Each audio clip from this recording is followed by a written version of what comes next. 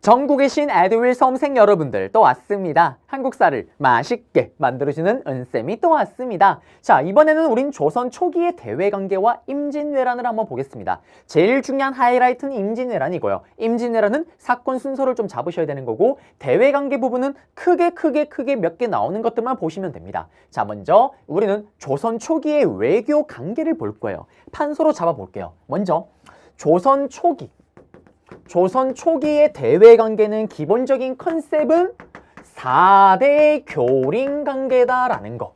4대가 뭐냐면 섬길사, 큰 나라를 형, 아버지로 모십니다. 여기에 해당되는 게 바로 우리 형, 중국의 명나라입니다. 중국의 명나라예요. 그리고 교린은 친구처럼 지내기도 하고 이웃처럼 지내기도 하는 거. 바로 오랑캐였던 여진족과 일본이 여기에 해당이 됩니다. 그러면 명나라와는 4대 관계라고 얘기를 했는데, 이 4대 관계의 기본은 조공책봉 관계라고 얘기를 합니다. 그러면 조공책봉이 뭐냐? 일단 조공이란 단어를 듣게 되면 왠지 모르게 부정적 이미지가 막 떠오릅니다. 뭔가를 갖다 바쳐야 되고. 맞아요. 갖다 바치는 건 맞아요. 언제 갖다 바치냐? 예를 들면 우리 형이 황제가 바뀌었대요. 그러면 형, 아버지 황제가 바뀌었다면서요. 내가 왔자요. 축하해요. 그리고 명나라에서 만약에 왕자가 태어났다. 형, 아버지 왕자가 태어났다면서요. 축하해요. 라면서 선물을 한가득 가지고 가는 거예요. 그러면 여러분들 좀 쉽게 설명을 하자면, 여러분들 부모님께서도 만약에 설날이나 추석이 되게 되면 여러분들 할아버지, 할머니, 외할아버지, 외할머니 댁을 방문하잖아요. 그때 빈손으로 가요? 오랜만에 찾아뵙기 때문에 선물을 사서 갑니다. 그러면 그걸 받은 할아버지, 할머니가 어떻게 해요? 여러분들 부모님과 여러분들을 위해서 평생 먹을 김치를 제공해 주시다든지 평생 먹을 밑반찬을 제공해 주시잖아요. 그것처럼 그게 바로 부모의 마음이에요. 조공, 형, 아버지 내가 왔죠. 뭘 받았으면은 책봉, 그 대가로 관직도 주면서 내가 선물 받은 거에 최소 10배 이상을 주는 게 바로 책봉입니다. 그러면 이걸 통해서 교과서는 이렇게 얘기를 하죠. 조선이 이 명나라를 찾아가는 조공 책봉 관계로 실리를 챙겼다라고 얘기를 해요. 무슨 말이냐면, 아니 100만 원치 선물을 챙겨서 가면은 형 아버지가 최소한 1000만 원치는 또 줘야 될 거 아니에요. 100% 줘야 됩니다. 그게 형의 마음인 거예요. 그러니 명나라는 자꾸 조선이 오니까 그만하러 갑니다. 조선아, 네 맘 알겠다. 응, 알았어. 근데 조선은 형, 내가 왔죠. 명나라가 아예 1년에 오는 횟수를 정해요. 그럼에도 불구하고 그 횟수를 오버해서 옵니다. 그게 바로 조공책봉, 실리를 챙겼다라고 얘기를 하죠. 사실 저도 조공책봉 관계를 합니다. 무슨 말이냐면, 제 자랑은 아니지만 제가 EBS가 생긴 이래로 역대 최연소 나이로 남자 강사로 데뷔를 했어요. 그리고 지금은 그 기록이 깨졌지만 이투스라는 고등인간 사이트를 들어갈 때도 남자 중에서는 역대 최연소로 데뷔를 했습니다. 그래요. 그렇다 보니 자랑이 아니고, 그렇다 보니 지금도 주변에 알고 있는 인간 강사들, 선배분과 이렇게 만나게 되면 저랑 나이 차가 엄청 많이 나세요. 그리고 어딜 가든 막내입니다. 막둥이 롤이에요. 그러면 어떤 일이 벌어지냐? 우리도 회식을 할 거 아니에요. 아니면 친한 선배 강사들끼리 술을 한잔 하는 걸 할 때, 동진아, 네 형님, 내일 알지? 술? 예 형님. 그리고 술자리 만들어집니다. 그러면 형님들이 물어보죠. 야 막내, 뭐 먹고 싶어? 저는 얘기를 합니다. 형님들, 아니 저도 양심이 있죠. 어떻게 맨날 제가 먹고 싶은 건 먹겠습니까? 오늘만큼은 형님들 드시고 싶은 대로 가시죠. 야 막내, 죽을래? 안정해? 형님, 미안해서 형님, 음메. 그러면 소고기 먹으러 가는 거예요. 한우를 지글지글 합니다. 그럼 제가 얘기를 하죠. 형님들, 저도 양심이 있습니다. 아니 어떻게 매번 이렇게 얻어먹습니까? 형님들, 대신에 이번만큼은 제가 한우 한번 쏘겠습니다. 형님, 제가 한 끼 정도는 형님들 사드릴 수 있습니다. 그 정도 능력은 됩니다. 그러면 형님들이 뭐라고 할까요? 선배 강사들이, 야 막내, 죽을래? 네가 돈이 어딨어?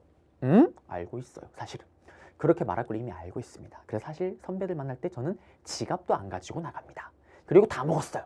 다 먹고 나면 다른 직종은 모르겠는데 저희들 인간 강사들끼리는 그런 게 있어요. 다 끝나면은 이제 술을 마셨으니까 뭐 택시를 타든 뭐 대리를 부르든 할 거 아니에요. 그때 선배 강사들이 저를 부릅니다. 막내, 예 형님들, 왜 그런지 모르겠어요. 막내, 위험하다고. 위험하대요. 밤길이 위험하대요. 누군가 저를 잡아갈 수도 있대요. 누가 잡아가는지 모르겠지만 잡아갈 수가 있대요. 그러면서 안전하게 돌아가라고 전부 다 선배들이 갑자기 지갑을 꺼냅니다. 그리고 지갑에 있는 현금을 다 꺼내줘요. 안전하게 택시 타고 가라고. 아 형님들, 저 택시 탈 돈 있다고. 막내 죽을래?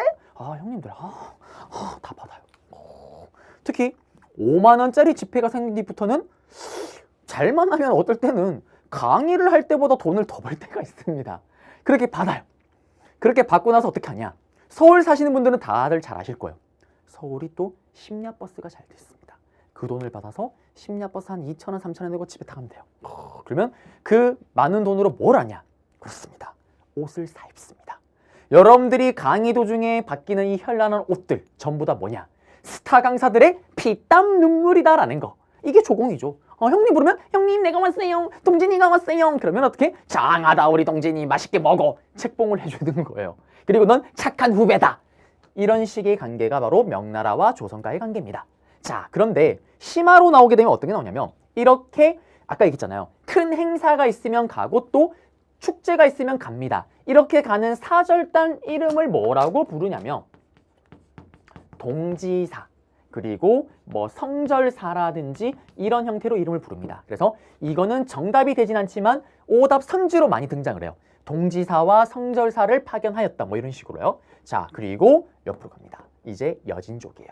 자, 그러면 여진족은 또 어떤 스토리가 있냐? 자, 백성을 너무너무너무 사랑했던 세종대왕 때 이놈의 여진족이 깔짝깔짝깔짝깔짝 자꾸 약탈을 하니까 456 사군육진이라는 거를 개척합니다. 누구 때? 백성을 너무너무너무 사랑했던 세종대왕 때. 그래서 이 사군육진을 개척할 때 맹활약했던 장군이 바로 김종서 장군 그리고 최윤덕 장군입니다. 그러면 시험에 나오면 어떻게 나오냐? 좀 이따 PPT로 지도를 보겠지만 4군6진 지도를 띄워드릴 거예요. 그래놓고 다음 지도와 관련된, 다음 자료와 관련된 탐구활동을 옳은 것은 또는 다음 같은 영토 확장을 하였던 시기에 제위했던 왕의 업적을 옳은 것은 세종대왕의 업적을 찾으면 정답, 세종대왕의 업적이 나올 때 4군6진을 개척하였다. 지금 현재 한반도 영토를 확립했던 게 세종대왕의 업적이라는 것도 아셔야 되는 거고요. 그리고 또 이 4군6진이 나올 때 항상 심화에서는 염두에 두는 게 있습니다. 염두해야 되는 게 뭐냐면 3인 정책이라는 게 있어요. 이게 뭐냐면 세종대왕이 거의 유일하게 욕을 먹었던 정책이라고 보시면 됩니다. 자, 여기를 드디어 우리나라 영토로 확립을 시키고 싶어요. 차지를 했고 그러면 여기에 우리나라 사람들이 살아야 될 거 아니에요. 그래야지 우리 땅이 될 거 아니에요. 그래서 세종대왕은 민들을 이사시키는 정책인 3인 정책을 전개합니다. 어디서? 농사 베테랑인 전라도와 경상도에 있는 농민들을 이곳으로 이주시키는 거예요. 물론 이주시키는 대가로 세금도 면제시켜주고 여러 가지 혜택을 줍니다. 그럼에도 불구하고 저는 쉽지 않을 것 같아요. 왜? 제가 또 덥다라는 데프리카 토박이 출신으로 군대를 또 그렇게 춥다라는 강원도 철원을 가봤잖아요. 죽을 뻔했습니다. 정말 죽을 뻔했어요. 상상하기도 싫어요. 근데 거기서 더 올라간다?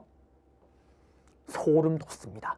그래서 실제로 또 백성들의 또 불만 또 들었던 게 이 세종대왕의 3인 정책이요. 이걸 왜 얘기를 하냐? 4군6진 지도를 줬을 때 다음 자료와 관련된 탐구활동을 옳은 것은 3인 정책을 알아본다, 찾으면 정답입니다. 자, 그리고 교린 정책의 또 기본 틀을 좀 아셔야 되는데 4대는 형님 아버지로 모시는 거라면 교린은 친구처럼 지내는 거예요. 여러분들 친구랑 마냥 좋진 않잖아요. 친구랑 한 번씩 싸우기도 하고 화해하기도 하잖아요. 그러면 지금 친구랑 싸우는 게 4군6진이었다면 친구를 또 달래주기 위한 정책도 나옵니다. 그게 뭐냐면 여진족을 달래주기 위해서 경성가, 그 다음에 경원이라는 곳에 무역소를 만들어줘요. 이게 뭐냐면 야, 니들 필요한 거 있으면 약탈하지 말고 합법적으로 시장 만들어줄게. 여기서 필요한 거 니들 물건 가지고 갖다 팔고 필요한 거 사서 가 라고 만들어주는 거예요. 그 다음에 또 심화에서는 나옵니다. 북평강, 한양에다가 여진족을 위해서 북평간이라는 걸 만들어요. 북쪽을 평화롭게 지내기 위해 만든 여관입니다. 여기는 여진족의 사신들이 한양으로 들어왔을 때 묵을 수 있고 또 잘 수 있는 이런 공간을 만들어주는 거예요. 이런 식으로 밀당 정책을 펼쳤다라는 거. 자, 그 다음에 이제 일본입니다. 일본도 똑같아요.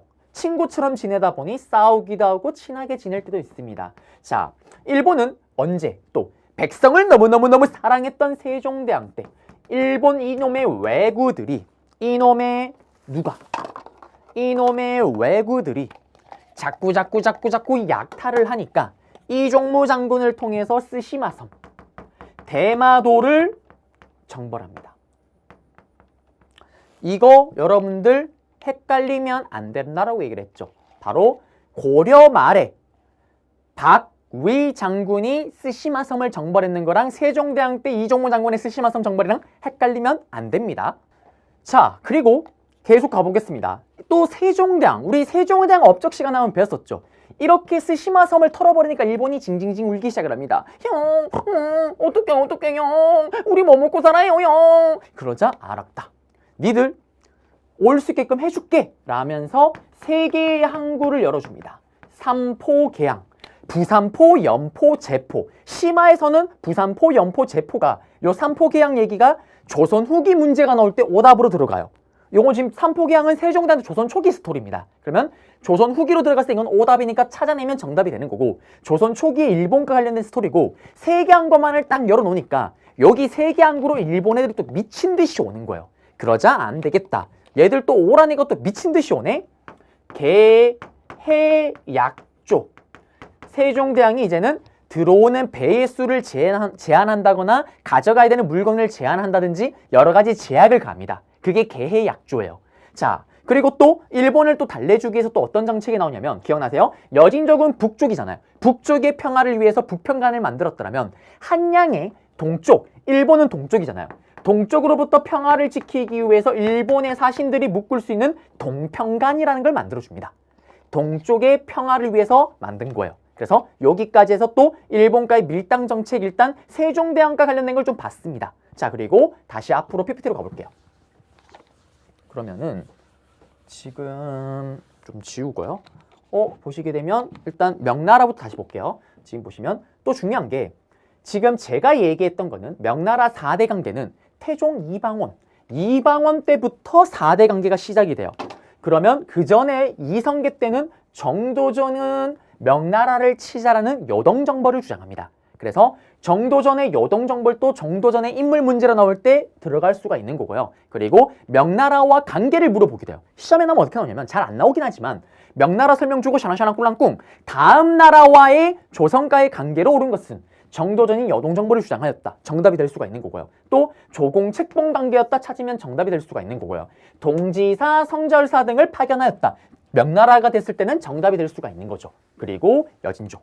여진족은 교린관계, 친구로 지내면서 싸우기도 합니다. 일단 싸웠던 게 사군육진 세종대왕 때. 그 다음에 야 알았어. 필요한 거 있으면 와서 시장에서 사. 경성경원의 무역소 설치. 이것도 여진과 관련된 거다라는 거. 여긴 빠졌지만 북평간 설치. 그리고 사군육진을 개척하고 욕먹었던 3인정책. 보시면 이 지도 4, 5, 6, 4군육진 요거 둥 던져놓고 다음과 같은 영토 확장을 했던 왕의 업적으로 오는 것은 또는 이것 주고 관련된 정책 3인정책. 그리고 일본은 세종대왕 때 이종무 장군의 대마도 정벌 똑같은 말로 쓰시마섬 정벌. 그러자 어떻게 에듀윌 유료 회원만의 특별한 서비스.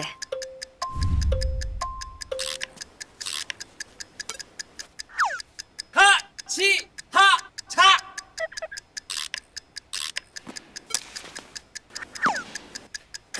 하치하차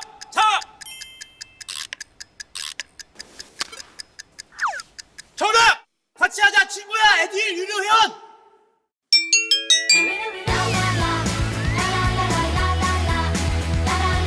친구 소개하고 현금 받는 혜택.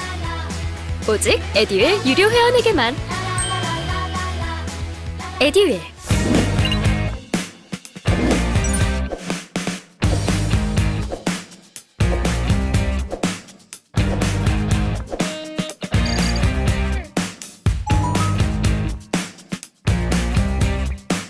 징징 울기 시작을 하니까 여기 보시는 것처럼 지금 부산포, 제포, 연포, 부산포, 울산, 창원을 엽니다.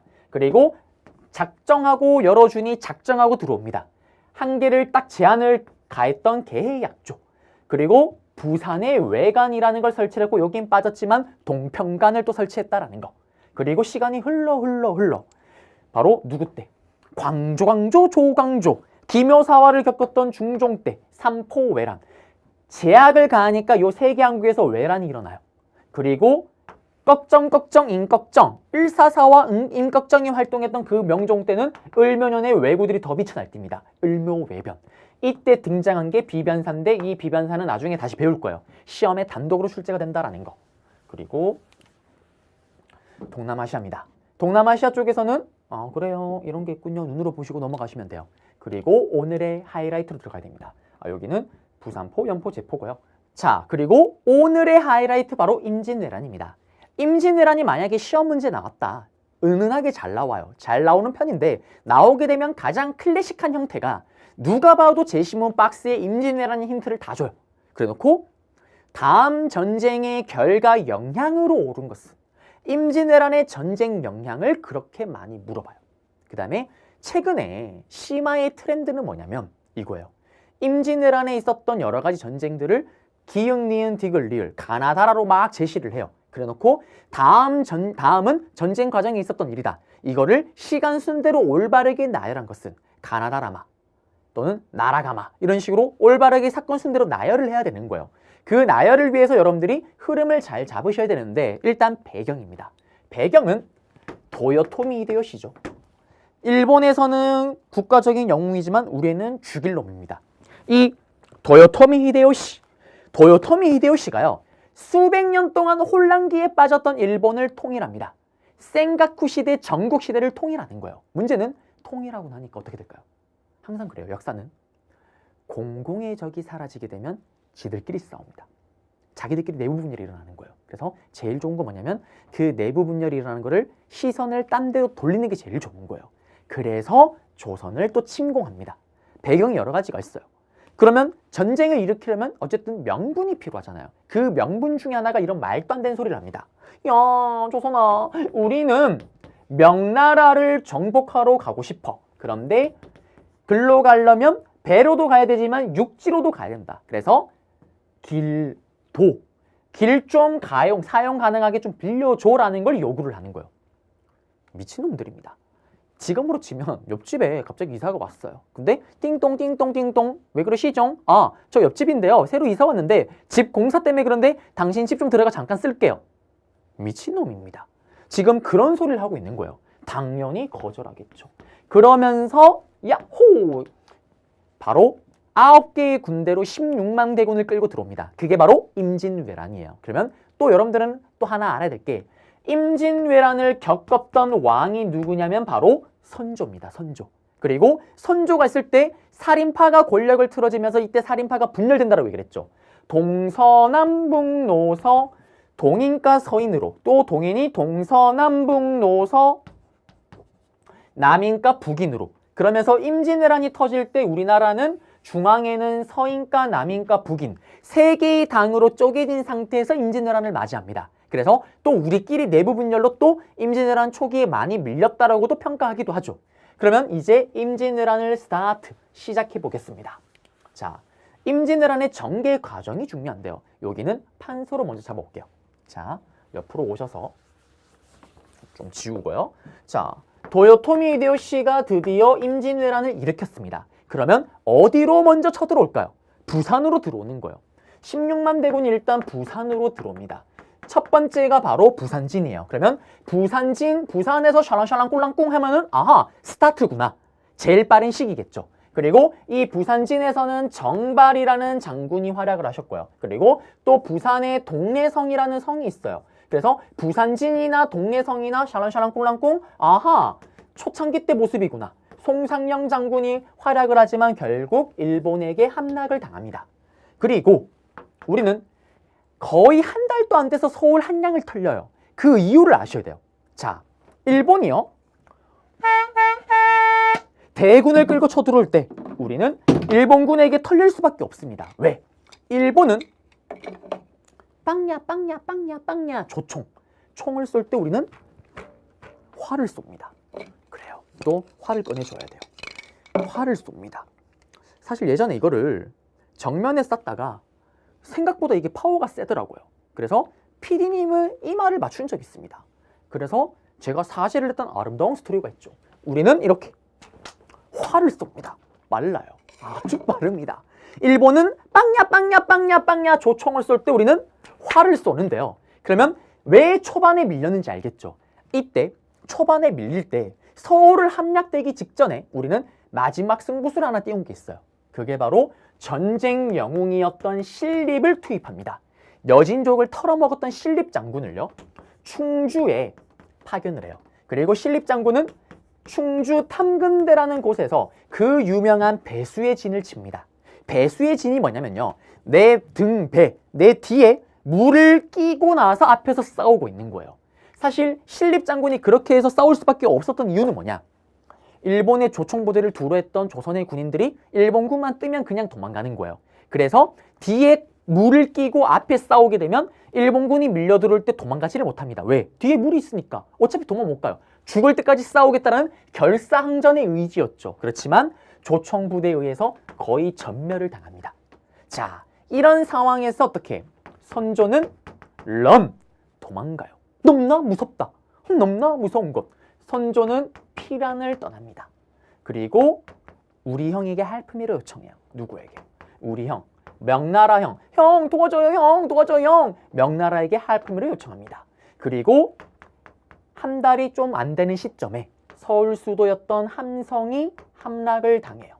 그러면 시험에 나오면 순서 흐름을 잡을 때 부산진 동래선이 1번이고요. 신림일기도 잘 들어갑니다. 신림일기도. 요거는 두 번째다라는 거.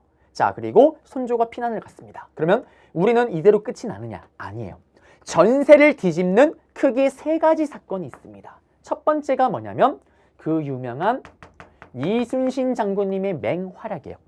우리는 이순신 장군님을 영웅으로 알고 있는데, 그러면 이순신 장군님의 활약이 왜 그렇게 중요했냐? 자, 일본이요, 군대를 끌고 이렇게 올라가는 게 3방향으로 가는 게 원래 그들의 목표였습니다. 바로 식량을 싣고 전라도에 상륙을 해서, 전라도도 또 곡창지대잖아요. 여기 쌀을 위로 올리는 게 이들의 목표였던 거예요. 그런데 이순신 장군님의 수군의 맹활약으로 일본은 전라도에 상륙을 못합니다. 전라도를 아예 가지를 못해요. 그래서 임진왜란이 끝나는 그날까지 우리는 전라도를 털린 적은 없습니다. 전쟁이 터지면 보통 식량을 한 달치만 챙겨가요. 그러면 한 달 이상 전쟁이 길어지게 되면 해당 점령했던 지역에서 쌀을 획득해서 위로 올리는 거예요. 그런데 지금 그게 끊긴 거예요. 보급선을 끊어버린 겁니다. 그리고 또 두 번째, 곳곳에서 의료운 병사인 의병이 들고 일어나요. 의병은 국가의 군대가 아니라 어떻게? 에라이! 그냥 민들이 자발적으로 들고 일어납니다. 흔히 이런 말이 있죠. 동네 똥개도요, 자기 홈그라운드에서는 50점을 먹고 들어갑니다. 무슨 말이냐면, 만약에 제가 여러분들 동네에서 술래잡기를 하게 되면 어떻게 될까요? 제가 무조건 쥐겠죠. 제가 여러분들 동네 지리를 모르니까. 그거예요. 의병들은 소수정예입니다. 일본군이 분명히 여기를 지나갈 수밖에 없다. 동네 토박이들이니까. 딱 기다리고 있다가 일본군이 오면 빠바박 치고 사라집니다. 빠바박 치고 사라집니다. 야금야금 피해를 입혀요. 일본의 입장에서는 대군인데 요 코딱지만한 의병 때문에 가는 속도를 늦출 수는 없잖아요. 피해를 입으면서 계속 올라갑니다. 그러면서 전세를 뒤집게 되는 거고, 그리고 조금 이따 보겠지만 세 번째, 드디어 우리 형이 들어옵니다. 그러면서 조명연합군이 결성되면서 우리는 전세를 확 뒤집게 되는 거예요. 명나라는 왜 도와줬을까요? 명나라는 계산기를 두드리겠죠. 이런 생각을 합니다. 우리를 위해서라기보다는 자기들을 위해서요. 만약에 이대로 조선이 점령을 당하고 조선이 멸망하게 되면 당연히 일본은 그 다음에 중국으로 쳐들어올 거다. 그러면 어차피 싸울 거면 남의 나라, 남의 땅에서 싸우자라는 컨셉으로 도와주러 온 겁니다. 자, 그러면 이제 이순신의 활약으로, 한성이 함락되고 나서 이순신의 활약으로 이제 우리는 전세를 뒤집기 시작을 해요. 첫 번째가 바로 옥포해전입니다. 아주 옥처럼 빛나는 전투. 첫 번째 이순신 장군님의 활약이 벌어집니다. 그리고 두 번째가 사천포 전투라 그래서 여기서 거북선이 처음으로 투입이 돼요. 그리고 세 번째가 당포 전투입니다. 그리고 이제 우리는 평양성. 평양성이 또 해군은 이렇게, 수군은 지금 승리를 거두고 있지만 한성을 함락했던 일본군은 계속 치고 올라가고 있는 거예요. 평양성 또 우리는 이때 함락을 당합니다. 일본에게. 이런 위기예요. 자, 그런 상황 속에서 이순신 장군님은 또 맹활약을 합니다. 바로 하객진. 하객진으로 유명한 한산도 대첩을 승리로 이끄세요. 그리고 이때 전라도로 못 오게 막았다라면 수군을 육로에서 또 못 오게 막은 신분이 있습니다. 바로 진주 대첩을 이끌었던 김시민 장군이에요. 진주 대첩을 이끌었던 김시민 장군입니다. 이렇게 기억을 하세요. 수군에서 이순신 장군님이 못 오게 막으니까 일본이 이제는 육로로 오는 거예요. 그거를 막았던 게 진주 대첩의 김시민 장군입니다. 그리고 밑에 전라도에서 이렇게 지지부진하는 사이에 드디어 조명연합군, 조선과 명나라의 연합군이 평양성을 탈환하게 되는 거예요. 여기까지 흐름입니다. 그리고 평양성을 탈환하고 나서 조선과 명나라의 군대가 신나서 더 서울을 탈환하기 위해 미친 듯이 달려갑니다. 그러다가 서울 인근이었던 벽제간이라는 데서 의문 아니죠. 너무 신나게 쳐들어갔다가 일본군을 너무 얕잡아본 나머지 여기서 패배를 겪어요. 그런 위기 속에 또 대승을 거두는 인물이 등장을 합니다. 시험에 나와요. 권율 장군이에요. 권율 장군이 서울 수도와 가까운 곳 행주 쪽에서 행주 산성에서 행주 대첩이라는 대승을 거둡니다. 여러분들이 구전설화로 정해지는 전쟁 도중에 활이 떨어지자 안악나들이 치마에 돌을 얹어서 싸웠다라는 그 권율 장군의 행주 산성 대첩, 행주 대첩입니다. 자, 그러면 요렇게 되면서 이제 어떻게 되냐? 그러게요. 칠판이 작으니까 이게 쓸 공간이 없네요. 휴전 협정에 들어가는 거예요. 여기까지가 임진왜란 초기의 상황이라고 보시면 됩니다. 7년 전쟁 중에 이 휴전회담은 뭐냐면 이제 명나라든 일본이든 사실 약간 전쟁 좀 그만하고 싶은 거예요. 특히 명나라가. 그러면서 휴전 제안을 합니다. 그런데 합의가 안 돼요. 요 휴전회담이 한 2년 갑니다. 왜 그러냐면 명나라는 자기가 이겼고 일본은 자기가 이겼대요. 합의가 될 리가 없죠. 그러면서 다시 벌어지는 게 정유재란이에요. 그러면 여기까지 잡아놓고 PPT로 가볼게요. 자, PPT로 가시게 되면 왜군이 들어왔는데 일단 처음에는 1번 부산으로 들어와야 되죠. 부산진 동래성이 털립니다. 그 다음에 치고 올라오는 일본군을 막기 위한 어떻게 보면 선조의 첫 번째 승부수가 바로 전쟁 영웅 신립장군 투입입니다. 배수의 진을 하고 대패를 겪습니다. 그러자 선조는 도망가야죠. 피난입니다. 그리고 명나라 요청을 하고 한 달 좀 안 된 시간에 한성이 함락을 당해요. 이런 국가적인 위기 상황 역시 국가적인 영웅이 등장을 합니다. 이순신 장군님이 드디어 본인에게는 아주 빛나는 첫 번째 전투 옥포해전입니다. 그리고 어떻게 일본을 본격적으로 죽이기 시작을 하죠. 거북선 첫 번째 투입, 그리고 당포해전을 승리로 거두고 이런 승리 상황 속에서 드디어 북쪽에서는 일본에게 평양을 함락당합니다. 에듀윌 유료 회원만의 남다른 서비스.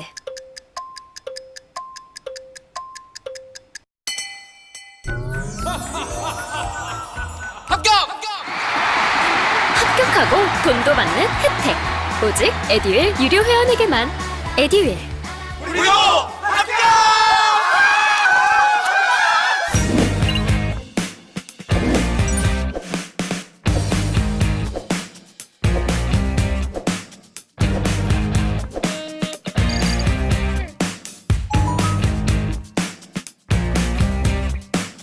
그렇지만 남쪽에서는 드디어 하객진의 한산도 대첩, 그리고 조혼 고경명이 있는데 고경명 장군님은 의병장입니다. 시험에 왜구를 무찌르는 고경명 샤나샤나 꿀랑꿍 다음 자료와 관련된 전쟁에 대한 설명을 오는 것은 임진왜란이구나 하고 푸시면 되는 거고요. 그 다음에 이렇게 막히니까 바다에서 육로로 가려고 합니다. 김시민의 진주대첩 승리를 거두면서 결국 일본군은 전라도 상륙을 못하고요. 이런 상황 속에 드디어 우리형이 들어오면서 평양성을 탈환합니다. 그리고 서울을 탈환하기 위해 빛의 속도로 내려가다가 일본에게 당해버렸던 벽제간 전투. 위기에 빠지지만 또 이번에는 행주대첩, 권율 장군님이 활약을 하시면서 다시 우리는 전세를 정비하고 뒤집을 수 있는 기회를 얻습니다. 그리고 전쟁 휴전회담에 들어가는 거예요. 권율의 행주대첩이 정유재란 바로 직전의 스토리다라고 보시면 됩니다. 그리고 자, 휴전회담 이후에요. 자, 보시게 되면 휴전회담 때 이제 다시 선조가 한양으로 복귀를 하고요. 그 다음에 여기 중요합니다. 자, 훈련도감은 시험에 단독으로 출제가 될 수 있기도 해요. 무슨 말이냐? 임진왜란 도중에 우리가 털렸던 이유는 뭐예요? 일본은 뿅뿅뿅 조총이라면 우리는 화를 쏩니다. 그래서 이길래야 이길 수가 없었던 거죠. 그래서 전쟁 도중에 우리는 훈련도감이라는 군대를 만들어요. 그러면 임진왜란 설명 주고 다음 전쟁 시기에 있었던 사건을 오른것을 했을 때 훈련도감이 설치되었다도 정답이 되겠지만 훈련도감을 시험 문제 단독으로 냅니다. 우리가 털렸던 이유는 총이 없어서 그렇다. 포수, 사수, 살수 3개의 군대로 구성된 삼수병 체제인 군대를 만드는 거예요. 핵심은 포수입니다. 그리고 선생님이 했던 장교처럼 이들은 국가가 월급을 주는 직업군인이에요.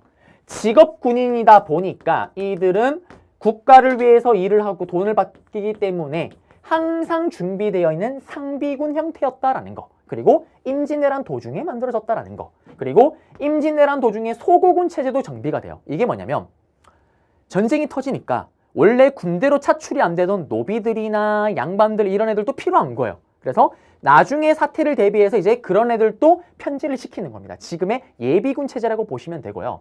이러한 혼란스러운 시기 임진왜란 휴전회담 도중에 조선에서는 또 흉년이 불어닥칩니다. 그러면서 이성계 쪽, 이성계 쪽이 다 이씨 집안이죠.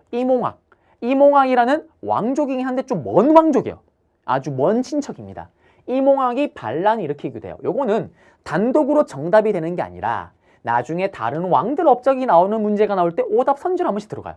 자, 그리고 2년 넘게 휴전회담이 이뤘지만 결국 결렬됩니다. 그러면서 다시 터지는 게 바로 정유재란이에요. 그러면 판서로 좀 잡게 되면 우리는 행주대첩이 승리를 거두고 나서 이제 휴전회담으로 들어간다라고 얘기를 했습니다.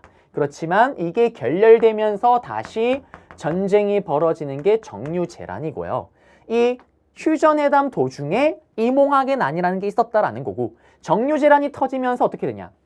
시험에 아직까지 한 번 나왔던 것 같아요. 칠천량이라 그래서 여기서 원균, 이순신을 몰아냈던 원균아찌가 칠천량 전투에서 다들 아시는 것처럼 거북선을 다 날려먹습니다. 이런 상황에서 패배라는 상황에서 천안, 지금으로 치면 천안 삼거리 천안에서는 직산 전투에서는 승리를 거둬요. 그리고 원균이 죽고 나서 결국 다시 이순신 장군님이 전선에 나섭니다. 그리고 그 유명한 영화로도 개봉했었던 명량, 그리고 일본에서는 도요토미 히데요시가 사망을 합니다. 다들 아실 거예요. 도요토미 히데요시가 죽었다라는 거는 태각해야죠. 총사령관이 죽었으니까. 총대장이 죽었는데 태각하는 일본군을 박살맺는 게 바로 이순신 장군님. 적에게 나의 죽음을 알리지 마라. 노량해전입니다. 마지막 노량대첩이죠. 그러면서 여기서 승리를 거두면서 결국 임진왜란은 끝이 난다라는 거. 자, 그러면 흐름으로 한번 다시 잡아야 됩니다. 자, 여기는 어느 순간부터 이게 공무원 스타일 문제인데 이걸 자꾸 한눈금에 내더라고요. 보시면 정유재란 터지고 나서는 원균이 말아먹는 칠천량 전투, 그 다음에 천안 직산 전투는 승리를 거뒀고요, 우리가. 그 다음에 원균으로부터 인순계 받은 이순신, 명량해전으로 다시 기사회생, 그리고 도요토미 히데요시가 죽습니다. 태각하는 일본군을 박살냈던 노량해전으로 끝이 납니다. 끝났습니다. 그리고 지금 볼게요. 자, 여기 보시면 권율의 행주대첩, 서울 한양 근처죠. 그리고 충주, 여기가 신립장군 활약했던 거. 그 다음에 이순신 장군의 하객진, 그리고 보세요, 진주성입니다. 여기가 뚫리면 전라도 들어오는 거예요. 그리고 여기가 명량해전이고요.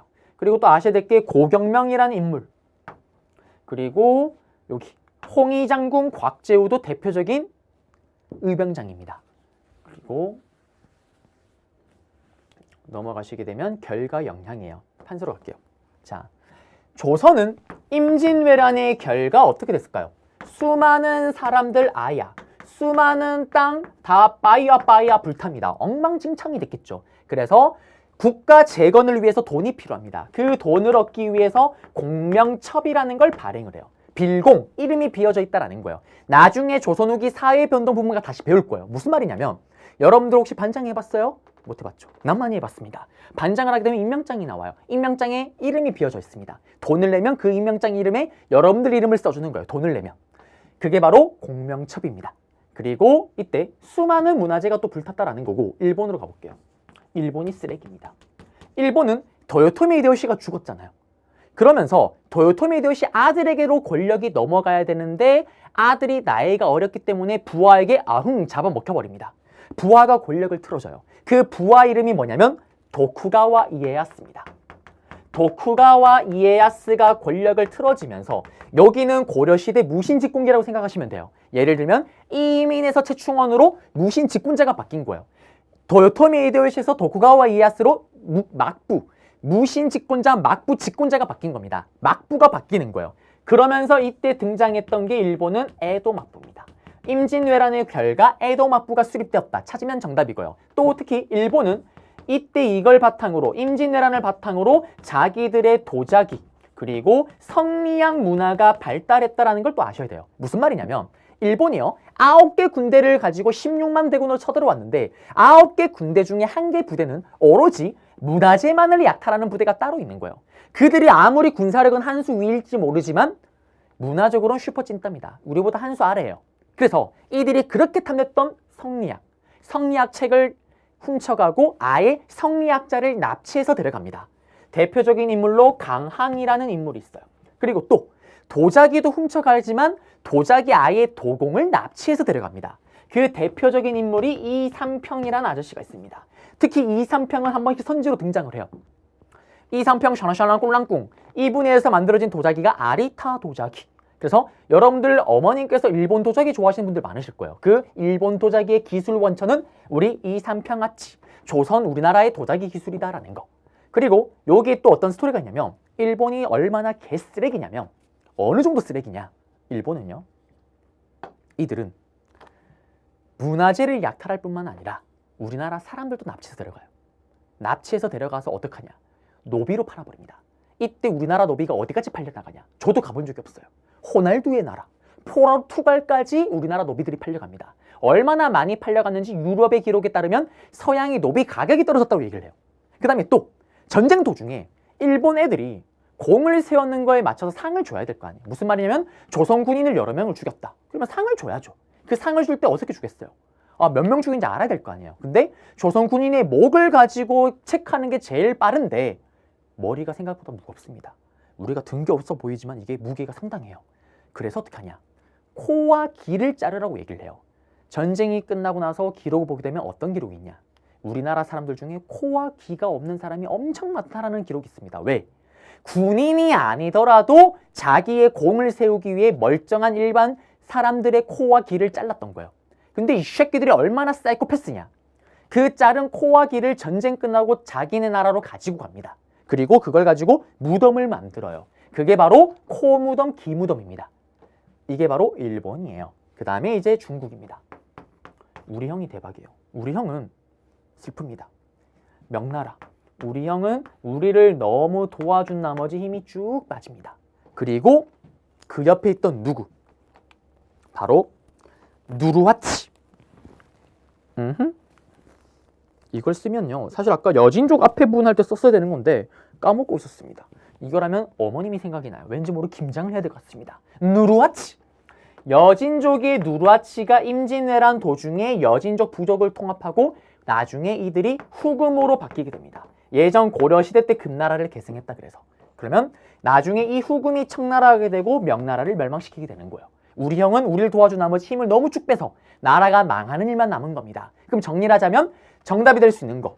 일본, 에도 막부가 수립되었다. 일본의 도자기 성리학 문화가 발달하였다. 명이 쇠퇴하고 여진족이 강성해졌다. 명이 쇠퇴하고 여진족이 후금으로 성장하였다. 찾으면 정답입니다. 끝났습니다. 그리고